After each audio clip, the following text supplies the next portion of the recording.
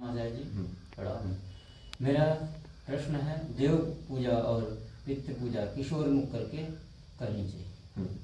शास्त्रों में स्कंद पुराण में बताया गया है कि उदम मुखस्तु देवानाम पित्राणाम दक्षिणा मुखा।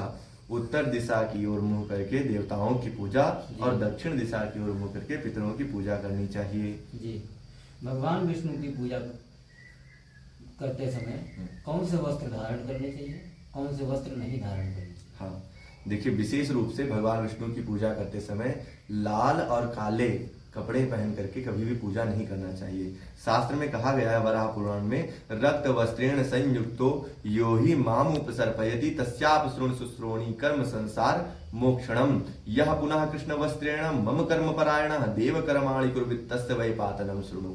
अर्थात भगवान विष्णु की पूजा कभी भी काले और लाल कपड़े और नीले कपड़े पहन करके पूजा नहीं करनी चाहिए। पूजा करते समय भगवान के कक्ष में या मंदिर में कहीं भी हमको किस अवस्था में बैठना चाहिए?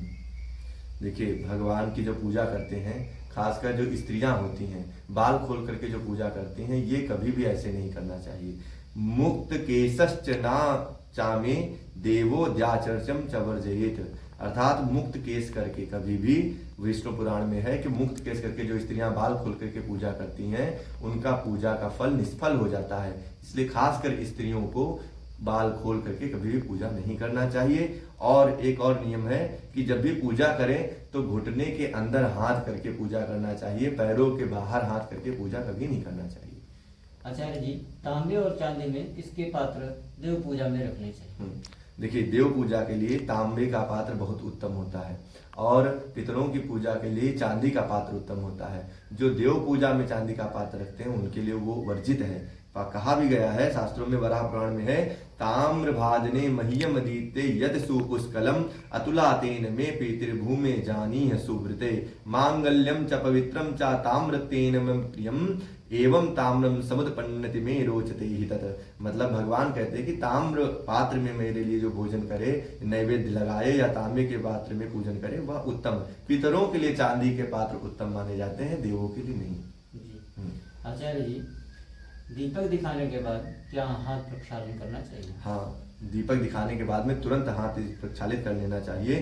दीपम स्पृष्ट्वा तु यो देवी मम कर्माणि कारयेत तस्याप अपराध्वै भूमि पापम प्राप्नोति मानवाः।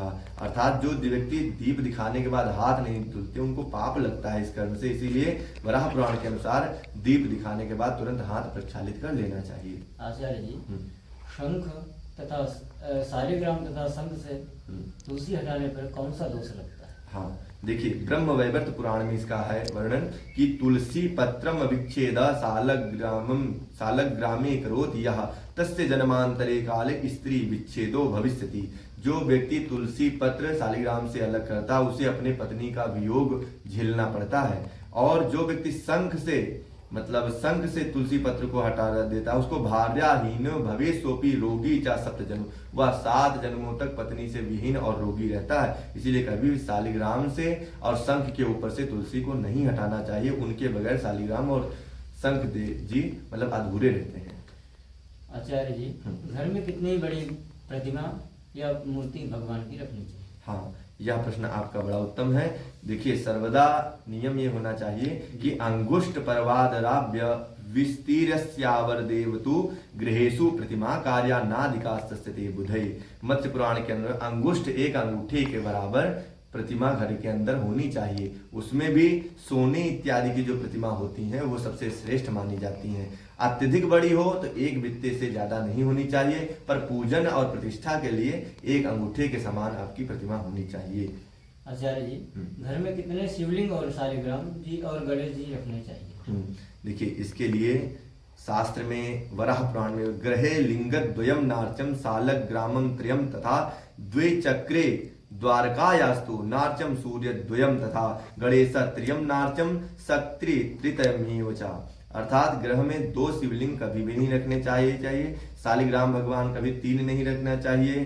2 गोमती चक्र नहीं रखने चाहिए और सूर्य भी 2 नहीं रखने चाहिए। गणेश जी की प्रतिमा भी 3 नहीं रखनी चाहिए। यह शास्त्र में नियम है। इसलिए घर में जब भी 2 शिवलिंग हो तो 1 शिवलिंग हटा दीजिए, 3 गणेश हो तो एक गणेश जी हटा दीजिए, 2 शंख हो तो एक शंख हटा दीजिए, 2 सूर्य की प्रतिमा हो तो एक सूर्य की प्रतिमा हटा दीजिए, 3 देवियों की प्रतिमा हो तो एक देवी की प्रतिमा हटा दीजिए, 2 गोमती चक्र हो तो एक गोमती चक्र रखें, 2 शालिग्राम कभी नहीं रखना चाहिए, एक शालिग्राम रख करके पूजा करनी चाहिए। यही घर के लिए देवताओं की प्रतिमा रखने का विधान है।